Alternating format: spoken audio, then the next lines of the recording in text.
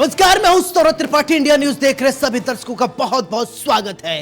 इंसानियत और जुर्म का पुराना नाता है, हमारे चारों ओर फैला है जुर्म का मकर जाल।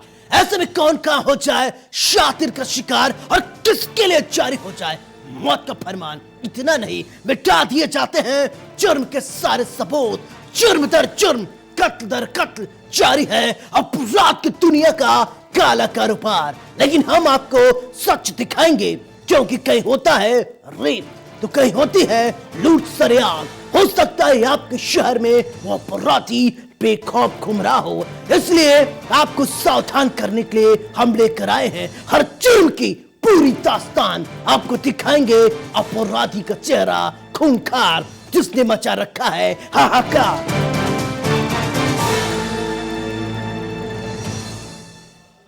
लखनऊ पुलिस ने पूर्व ब्लॉक प्रमुख और हस्ती शूटर अजीत सिंह हत्याकांड में 3 दिन की रिमांड पर चल रहे आरोपी गिरधारी को सोमवार सुबह एनकाउंटर में ढेर कर दिया। वो असलहा छीनकर भागने की कोशिश कर रहा था और उसने पुलिस पर फायरिंग की। जवाबी कार्रवाई में पुलिस ने उसे ढेर कर दिया। देखिए गोलियों की तड़तड़ाहट के बीच कैसे मचा हाहाकार।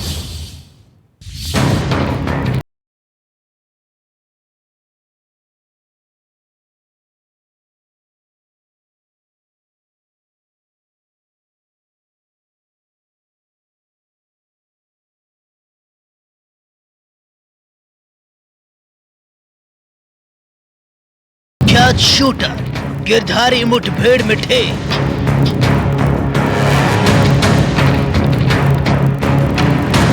दारोगा घायल विकास दुबे स्टाइल में एनकाउंटर।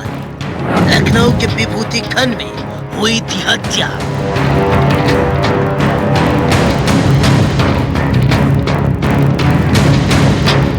गिरधारी को दिल्ली से गिरफ्तार किया गया था।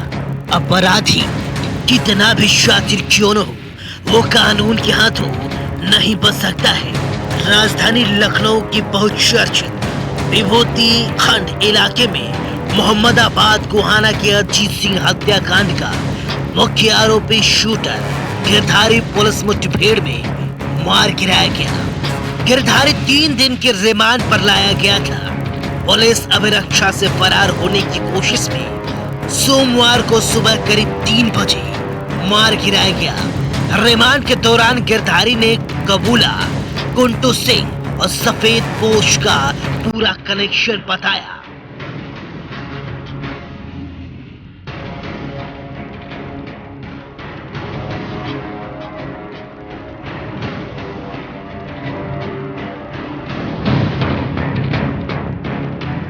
दरअसल हत्याकांड में इस्तेमाल असलहा बरामदी के लिए शूटर गिरधारी को कार से पुलिस अभिरक्षा में ले जाया जा रहा था। गोमती नगर थाना क्षेत्र के खरगापुर रेलवे क्रॉसिंग के पास पहुंचते ही कार रुकी। पुलिस टीम के साथ गिरधारी उतर ही रहा था कि एकाएक उसने सिर झपटते हुए दारोगा अख्तर उस्मानी के चेहरे पर प्रहार किया। नाक पर सिर के प्रहार से दारोगा को गंभीर चोटें आई। नक्सीर फूटने से वो खून से लथपथ हो गए। पुलिस टीम जब तक समझ पाती, गिरधारी ने दारोगा अख्तर उस्मानी की पिस्टल छीन ली। पिस्टल छीन कर वो जंगल की तरफ भागा। गिरधारी फायरिंग करते हुए झाड़ियों में जा छिपा। ये देख टीम में शामिल दारोगा अनिल सिंह ने अपनी टीम के साथ गिरधारी का पीछा किया और कंट्रोल रूम को सूचना देकर पुलिस बल मंगाया। गिरधारी झाड़ियों में छुपकर पुलिस पर फायरिंग कर रहा था। समस्त पुलिस पार्टी द्वारा अभियुक्त को घेर कर आत्मसमर्पण करने हेतु कहा गया, परंतु उसके द्वारा पुनः उसी सरकारी असलहे से पुलिस पार्टी पर फायरिंग की गई, जिसके जवाबी कार्रवाई में पुलिस पार्टी द्वारा भी उस पर फायरिंग किया गया। अभियुक्त इस फायरिंग से चोटिल हो गया और वहीं पर गिर गया। एहतियात बरतते हुए अभियुक्त के पास जाकर देखा गया कि उसमें अभी जीवित होने के आसार शेष है, तो तत्काल उसे राम मनोहर लोहिया के ट्रॉमा सेंटर पर पहुंचाया गया, जहां दौरान इलाज उसकी मृत्यु हुई। पुलिस ने गिरधारी को सरेंडर करने के लिए कहा। फोर्स आने के बाद पुलिस ने उस स्थान को घेर लिया जहां गिरधारी झाड़ियों में छुपा था। जवाबी कार्रवाई में पुलिस ने भी फायरिंग शुरू कर दी। गिरधारी को गोलियां लगते ही वो चीखता हुआ झाड़ियों में धराशायी हो गया। निढाल होने पर पुलिस टीम असलहा ताने गिरधारी के पास पहुंची। उसे हिलाया डुलाया, सांसें चल रही थी। पुलिस की टीम ने उसे आनन फानन में लोहिया अस्पताल लेकर पहुंची, जहां डॉक्टरों ने गिरधारी को मृत घोषित कर दिया था। पुलिस ने वारदात में इस्तेमाल मोबाइल क्षेत्र स्थित अलकनंदा अपार्टमेंट से बरामद कर लिया। मोबाइल में पुलिस को कई शूटरों के नंबर मिले, उनकी पड़ताल की जा रही है। बताया जा रहा है मोबाइल से सिर्फ 5 कॉल ही पूरे हत्याकांड में की गई थी। चाहे जो भी हो, अगर खाकी चाले तो अपराधी कितना भी शातिर क्यों न हो, वो कानून के हाथों नहीं बच सकता है। बीती 6 जनवरी को लखनऊ के विभूति खंड के कटौता चौराहे के पास हुए पूर्व ब्लॉक प्रमुख अजीत सिंह हत्याकांड का मुख्य शूटर गिरधारी और डॉक्टर पुलिस के एनकाउंटर में मारा गया। आपको बता दें, इस पूरे मामले में अब तक 6 गिरफ्तारियां हो चुकी हैं। 3 दिन की पुलिस रिमांड पर लाया गया गिरधारी से पुलिस को हत्या में इस्तेमाल पिस्टल बरामद करना था। वहीं पुलिस अभिरक्षा से फरार होने के दौरान गिरधारी ने पुलिस का पिस्टल छीना और पुलिस पर फायरिंग की, जिसके बाद जवाबी फायरिंग में गिरधारी मारा गया। फिलहाल पुलिस अब इस पूरे मामले की जांच कर रही है। Ravi Kumar, India news, Lucknow. इंसानियत और जुर्म का पुराना नाता होता है। कब, कहां और कैसे कोई शातिर का शिकार हो जाए कोई नहीं जानता। हम आपको 2 तस्वीरें दिखाएंगे। पहली तस्वीर गाजियाबाद की है, जहां वैलेंटाइन डे के दिन किसी बात पर पति और पत्नी के बीच झगड़ा हो गया।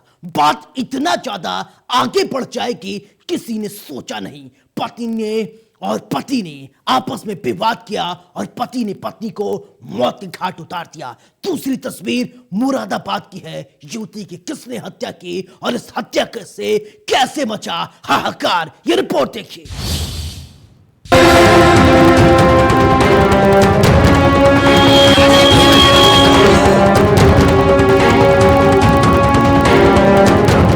बढ़ता आपराधिक ग्राफ, न शासन का डर, न पुलिस का खौफ, कातिल पत्नी की काली कहानी, युवती को किसने मारा, वारदात के बाद मचा हाहाकार।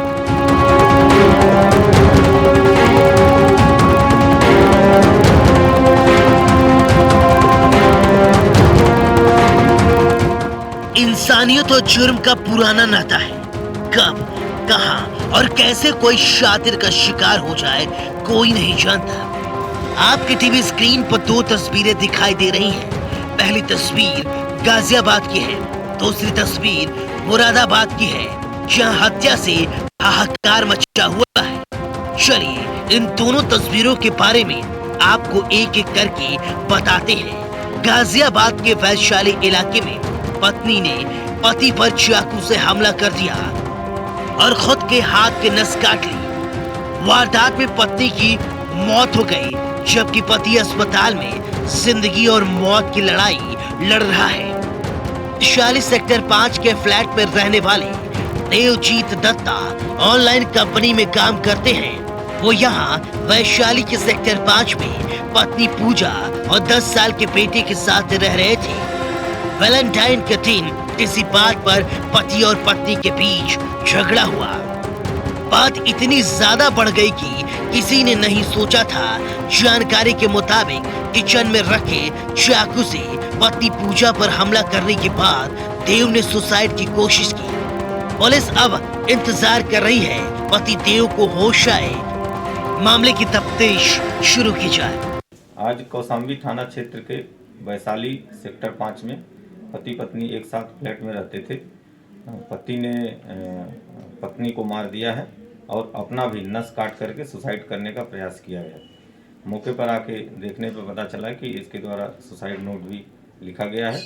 पति को पारस हॉस्पिटल में एडमिट करा दिया गया, जहां पे उसकी स्थिति भी चिंताजनक बनी हुई है। चलिए अब बात करते हैं मुरादाबाद की। मुरादाबाद में अज्ञात युवती का अर्धनग्न शव मिलने से हाहाकार मच गया। दलित युवती की शिनाख्त मझोला थाना क्षेत्र की मझोला चौराहे के पास खुशहाल की रहने वाली बताई जा रही है। युवती के परिजनों ने दिल्ली लखनऊ हाईवे पर जाम लगाकर जमकर हंगामा किया। बताया जा रहा है युवती बच्चों को ट्यूशन पढ़ाने गई थी। मझोला थाना क्षेत्र के लाकड़ी फाजलपुर का ये पूरा मामला है। इन दोनों तस्वीरों को देखने के बाद कई सवाल खड़े होते हैं। आखिर प्रदेश में अपराधियों पर लगाम लगेगी? इंडिया न्यूज के लिए गाजियाबाद से जतिन गोस्वामी और मुरादाबाद से शहनवाज की रिपोर्ट। मिर्जापुर के भोला को तो 15 साल बाद जीवित होने का प्रमाण पत्र मिल गया, लेकिन कागजों में मृत पीलीभीत का राम भरोसे लाल भी अब भी मृत घोषित है। 1.5 साल से वो तहसील, न्यायालय, पुलिस और आला अधिकारियों के चक्कर काट रहा है, लेकिन इंसाफ नहीं मिल रहा है। आरोपी गांव के ही लोग हैं। बताया जा रहा है तहसील प्रशासन से मिलकर राम भरोसे को मृत घोषित कराकर उसकी जमीन हड़प ली गई। अब वो बेचारा दर दर की ठोकरें खा रहा है और कह रहा है, साहब मैं तो जिंदा हूं।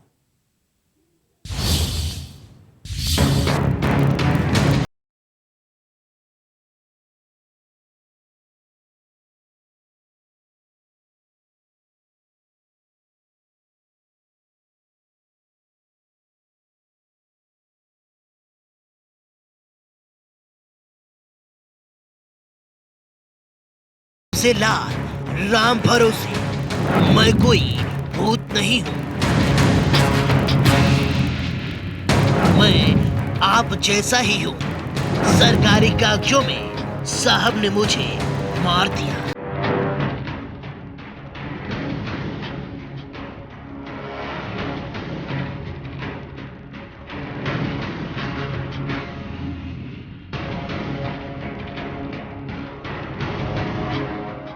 मिर्जापुर के भोला को तो 15 साल बाद जीवित होने का प्रमाण पत्र मिल गया हो, लेकिन कागजों में मृत पीलीभीत का राम भरोसे लाल भी अपने आप को जीवित साबित करने के लिए 1.5 साल से तहसील, न्यायालय, पुलिस और आला अधिकारियों के चक्कर काट रहा है, लेकिन इंसाफ नहीं मिल रहा है। आरोप है कि गांव के कुछ लोगों ने तहसील प्रशासन से मिलकर राम भरोसे को मृत दिखाकर उसकी जमीन हड़प ली।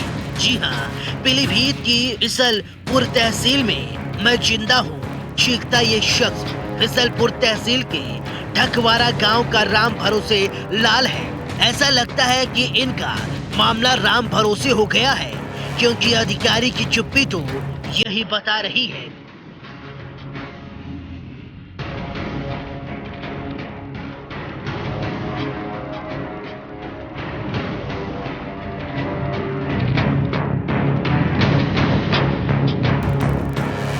दरअसल करीब राम भरोसे की मात्र 4 डिसमिल जमीन थी।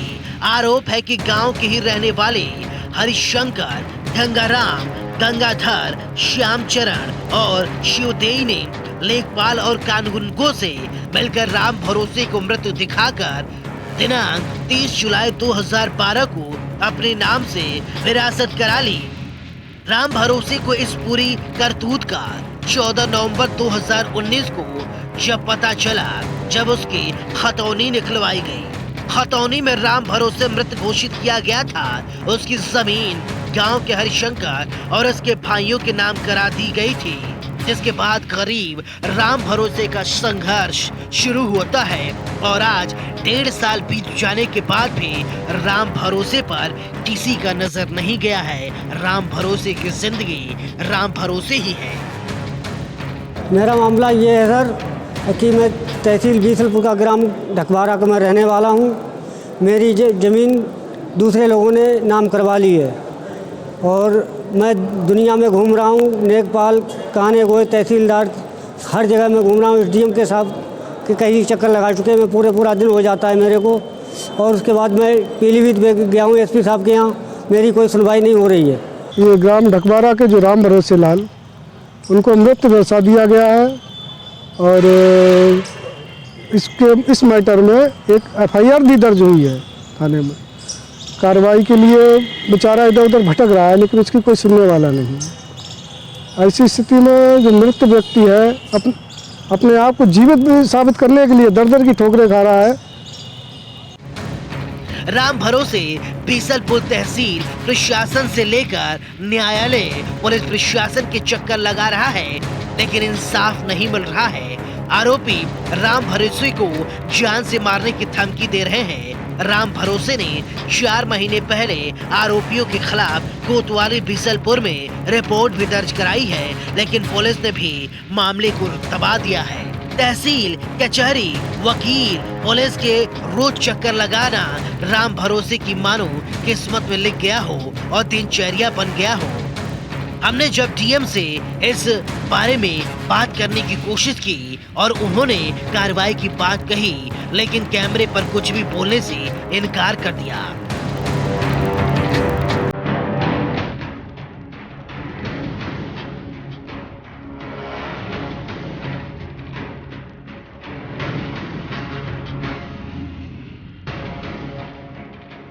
अब देखने वाली बात होगी राम भरोसे कागजों में कब जीवित होगा और कब उसे अपनी जमीन मिलेगी।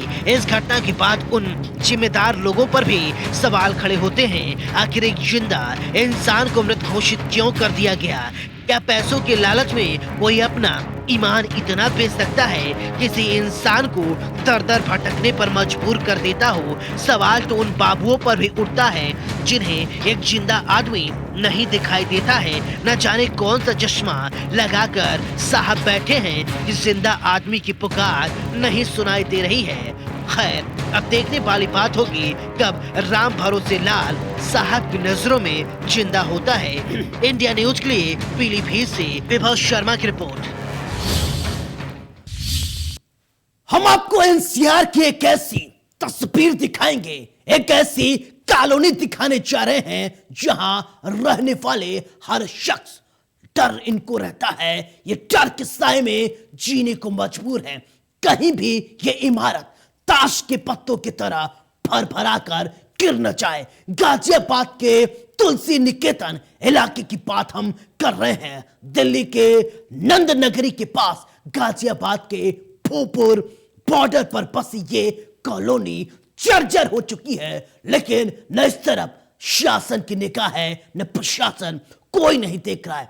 कभी भी कहीं भी बड़ा हादसा हो सकता है, लेकिन हम किसके बारे में सोच रहे हैं? क्या किसी अनहोनी का इंतजार कर रहे हैं? ये रिपोर्ट देखिए।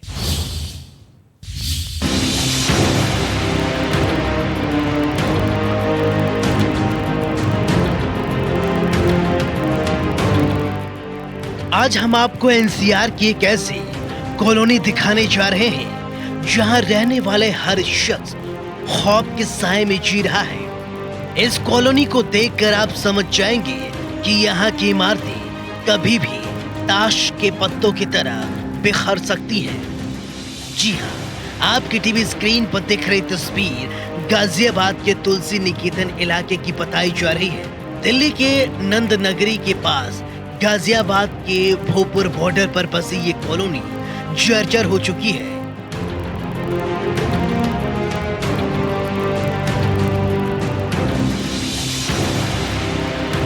हाल ये है कि घरों के अंदर से भी छत का प्लास्टर गिर रहा है। यही नहीं, इमारतों में इस्तेमाल किए गए सरिये भी जर्जर होकर बाहर की तरफ दिखाई दे रहे हैं। ये हाल यहाँ आज से नहीं बल्कि पिछले कई सालों से है। सवाल ये कि अगर एक भी तेज भूकंप का झटका आया तो क्या इस कॉलोनी की इमारतें अपनी जगह खड़ी रह पाएंगी? शायद नहीं। यहाँ रहने वाले सैकड़ों लोगों की चिंता यही है। हालांकि जीडीए ने पहले इस कॉलोनी को खाली करने का आदेश दिया था, लेकिन लोगों ने विरोध किया और कानूनी रास्ता अपना लिया। मगर जब भी भूकंप आता है या फिर बारिश आने वाली होती है तो लोगों को डर सताता है कहीं इमारत ताश के पत्ते की तरह बिखर न जाए। बहुत बुरी हालत है। मेरे को 15 साल हो गए। बहुत ज़्यादा दिक्कत आती है। बारिश में पानी भर जाता है, पूरे नाले वाले के सब पानी सब भर जाते हैं, नाली साफ नहीं होती है। जिस तरीके से गंदगी की बात करें गंदगी तो बहुत ज्यादा है सर यहाँ पर, तो परेशानी है, ये है वो है। और देखो सीलन सारी यहाँ पर, ये देखो अभी मैंने देखा, मैं रास्ते में आता था तो जी रास्ते में एंटर करते ही पूरा पानी भरा हुआ था। पूरा पानी भरा हुआ है। बच्चे कैसे स्कूल जाते हैं? लोगों का आरोप है कि इलाके में पानी की निकासी की व्यवस्था नहीं होने से इस तरह की हालत बनी हुई है, लेकिन सरकारी विभागों ने इस तरफ कोई ध्यान नहीं दिया।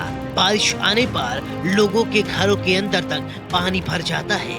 लगभग सभी इमारतें की नींव में जल भराव होने से इमारतें जर्जर हुई हैं। लोग सरकार से मदद की गुहार लगा रहे हैं, लेकिन अपने आशियाने छोड़कर कहीं और जाने को भी तैयार नहीं है।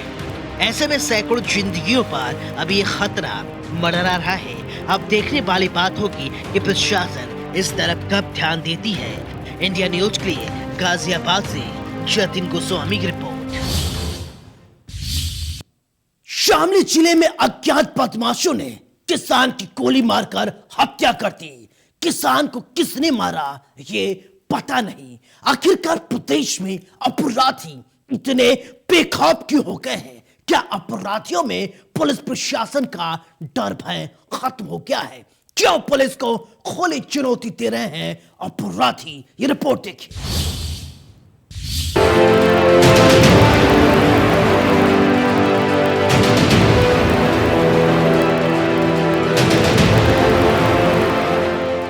शामली जिले में अज्ञात बदमाशों ने किसान की गोली मारकर हत्या कर दी, जिससे किसान की मौके पर ही दर्दनाक मौत हो गई।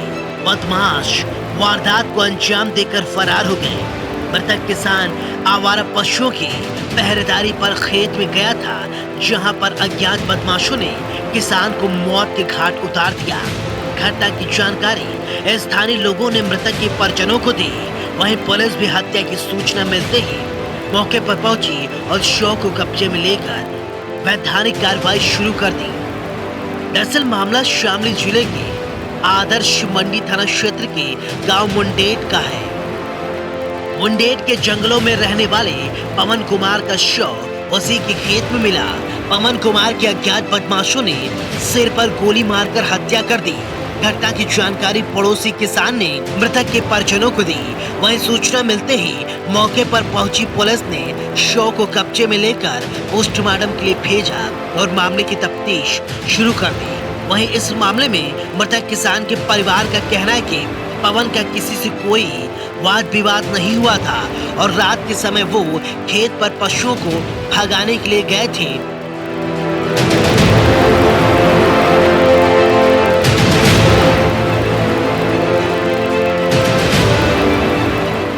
गांव के खेतों में आवारा पशुओं से फसलें बर्बाद होती हैं, लेकिन सुबह जब दूसरे लोगों को द्वारा सूचना मिली कि पवन का शव उसी के खेत में मिला है, तो परिवारजनों में हाहाकार मच गया। पवन की हत्या सिर में गोली मारकर की गई थी।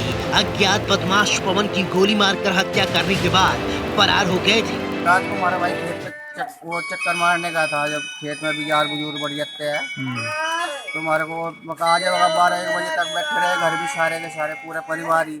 उसके बाद सो गए, वो आया नहीं। फिर हमारे को सुबह पता चला तो उसको गोली पता चला, किसी ने गांव में आकर बताया तो कह रहा था भाई वहाँ खेत में पड़ा हमारा हो जाए। इस मामले में पुलिस अधिकारी का कहना है कि आदर्श मंडी थाना क्षेत्र के गांव मुंडेट में एक किसान की गोली मारकर हत्या की गई है। शव को कब्जे में लेकर पोस्टमार्टम के लिए भेजा गया है और मामले की तफ्तीश की जा रही है। आज करीब सुबह 8 बजे जनपद शामली के आदर्श मंडी थाना को सूचना प्राप्त हुई कि मुंडेट गांव के बाहर ई के खेत में एक व्यक्ति का शव पड़ा हुआ है, जिसकी सूचना पर तत्काल आदर्श मंडी पुलिस मौके पर पहुंची। जांच के उपरांत पाया कि मृतक की शिनाख्त पवन सनॉफ भोलू उम्र करीब 45 वर्ष के रूप में हुई है, जिसकी किसी अज्ञात व्यक्ति के द्वारा गोली मारकर हत्या कर दी गई है। इन तस्वीरों को देखने के बाद कई सवाल खड़े होते हैं। आखिर प्रदेश में अपराधी इतने बेखौफ कैसे हो गए हैं? अपराधियों पर कैसे लगाम लगेगी? इंडिया न्यूज के लिए शामली से वरुण की रिपोर्ट। हमारा मकसद आपको डराना नहीं है, आपको बताना है समाज में किस तरीके से जराइम की काली कहानी बुनी जाती है। कल फिर मिलेंगे कुछ और काली कहानियों के साथ। तब तक दीजिए अपने दोस्त सौरभ त्रिपाठी को इजाजत। लेकिन चलते चलते दोस्तों एक गुजारिश, सावधान रहें, सुरक्षित रहें और अपना बहुत ख्याल रखें। नमस्कार।